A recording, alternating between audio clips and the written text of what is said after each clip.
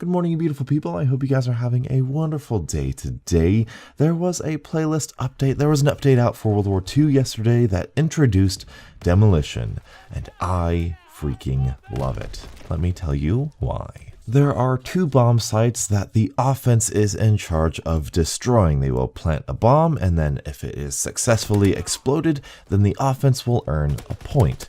And if they keep doing that, if they destroy both bomb sites, they win the round. And all the defense has to do is stop them from exploding those bombs. It's very simple. It's a respawn game mode, and it is incredibly fun. I think this is one of my favorite, if not my favorite, respawn game modes next to Hardpoint. However, this game mode is getting a lot of hate, specifically for some changes that Sledgehammer Games has made to it.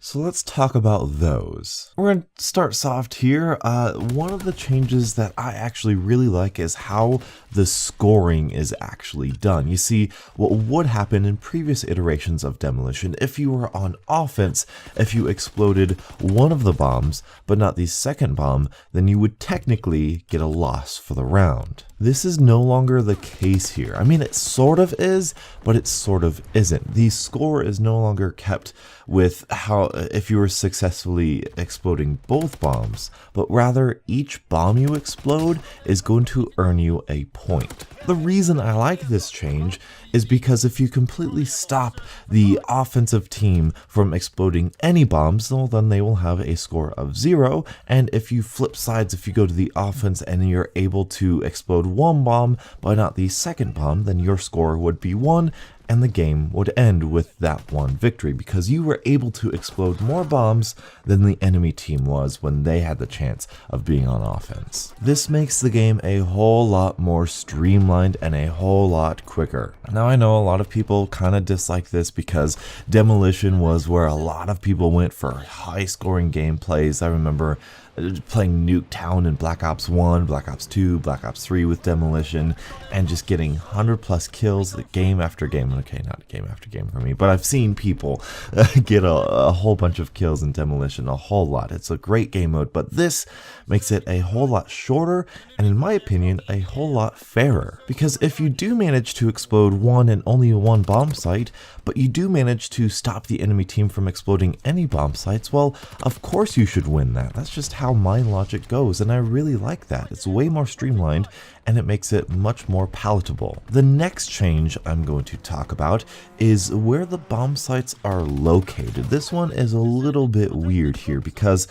in previous versions of Demolition, you would have a bomb site kind of near the middle of the map, and then the second bomb site would be close to the defender's spawn. The spawns would be locked, obviously, and that second bomb site would be very, very difficult to get. Again, kind of extending the time of the match. However, here in World War II, the bomb sites are fairly decently placed in the middle of the map. There is really no advantage to either the offense or the defense in this way. The reason I believe this is because in previous versions of Demolition, when you were on that second bomb site, it really started to get into, or even when you were on the first bomb site, whichever way we were talking about, it would become a very spawn trappy sort of game mode. If the defense was too good, they would just spawn trap you and spawn trap you. And I don't mean like kind of keep you at your spawn, not let you get any map control. I mean sit down, aim down sights with an LMG, and wait for you to spawn in. That's how bad the spawn trapping was. But if the offense was too good, they would get to that second bomb site, and the exact same thing would happen. Having two bomb sites in the middle of the map with still the locked spawns, with the objective kind of being on the middle of the map away from the spawns, I believe really alleviates the spawn trapping issue. In the 10 or so games I've played of Demolition to get the 5 victories, I have never once felt like I was spawn trapped or felt like we were spawn trapping. It felt like a very fluid and a very dynamic game mode. I really, really like that. Not only that, not only does it help the spawn trapping, but I believe this really helps strategy in the game. Because before, when it was the one bomb plant in the middle and the one bomb plant closer to the defender's side, everybody generally knew which bomb site was going to be exploded first, or which bomb site was going to be targeted first. So you can send all 6 people to just that one bomb site to defend. Having 2 of them where either one could be a target, it's a lot more interesting and it's a lot more dynamic in my opinion, because you can have your entire team go for A right off the bat, but see that, oh no, people are guarding A too much. You can then flank around to B and kind of alleviate that pressure from A, and then try to win those matchups. It creates a much more dynamic and a much more, in my opinion, fair version of the offense getting both bomb sites. And you still even do get that intense dynamic of having that one bomb site left and having the offense and defense kind of fight over that, because it is the sole objective left. Which brings me to the last change everybody is up in arms about. In previous versions of Demolition, when you planted the bomb on offense, the defense could then defuse that bomb wherever they wanted to, as long as they were close to the bomb site. This is no longer the case. These bomb sites work just like the search and destroy bomb sites. Each player on the offensive side has a bomb. When they plant the bomb on the demolition site, they leave their laptop. They leave that bomb in that exact specific location, and in that location is where the defense must defuse it from. This does give the offense more of an advantage than we have seen in previous versions of Demolition, but I think this is a huge step in the right direction, at least in my opinion. The reason I like this is because defense was always favored in previous versions of Demolition. It was so much easier to be on defense than it was on offense, because when you think about it, the defense doesn't have to do anything. All they need to do is kill people. That's all they need to do. Killing people is easy in Call of Duty, and to get a bomb planted on the bomb site is the challenge. That's the skill. And if the defense allows the offense to plant the bomb on the bomb site, well, they've kind of sort of lost at that point. Not necessarily they deserve to lose at that point, but they have definitely let their guard down, and they need to then fight back in an equivalent way to defuse that bomb site. A lot of people are saying this is just like a sure victory, but I can honestly say I have defused the bomb many times here in Demolition, many times, and not had that much trouble, not any more or less trouble than I've had in previous versions of Demolition. What this is going to do, and what I hope it does, is that it teaches the community, it teaches the players to flank and establish map control first. There are a lot of bomb sites with a lot of good vantage points that the offense has, and the defense needs to flank around. They need to establish map control. They need to kill the players off of those positions of advantage, and then establish that map control and truly win the map control of the bomb site in order to defuse. Not to mention, this opens up a plethora of options. I haven't seen any sneaky S&D bomb sites in a while, or at least here in World War II, so I don't know. There could be some interesting plays that the offense can do to throw people off of the mark of where the bomb actually is. It's a small thing, but it's a cool, interesting tactic.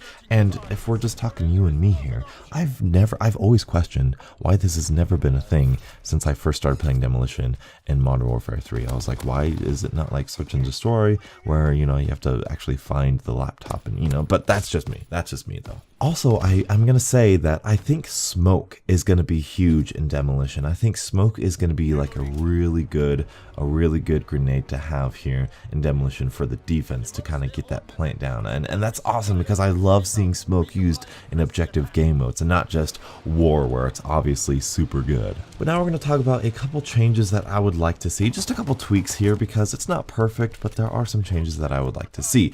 Number one, the bomb plant / defuse times are so slow. I mean, it's super slow. I think it's like 6.3 seconds I saw on the subreddit. I'm not sure, but it's super slow. It takes forever to get that thing diffused or even planted, if I recall correctly. One of the things I will mention though, the saboteur perk, I have yet to test that, so I don't know how much that's going to benefit you of running it. I could definitely see the developers kind of extending the time because of the saboteur perk, but I need to test that that out, but I do want to see just a little bit of a decrease in time in planting the bomb. Maybe not, you know, the ammo supply bomb, the 3-second bomb sight. 3 seconds is way too fast. Maybe like a 4 or 5 second plant defuse time. I think that would be definitely well deserved and well balanced. Second thing, I would love to see a little change in the score.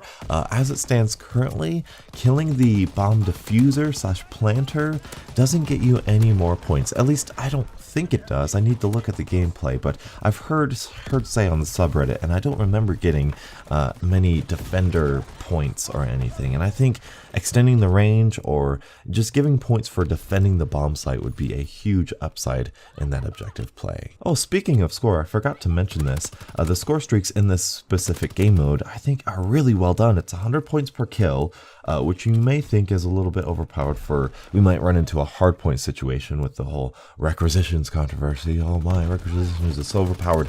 No, it's not. It's not overpowered. It's fine. But the games don't last long enough for you to get really high-end kill streaks. I've been running the escort airdrop because I freaking love that kill streak because it just gets you like 3 random kill streaks and it's awesome.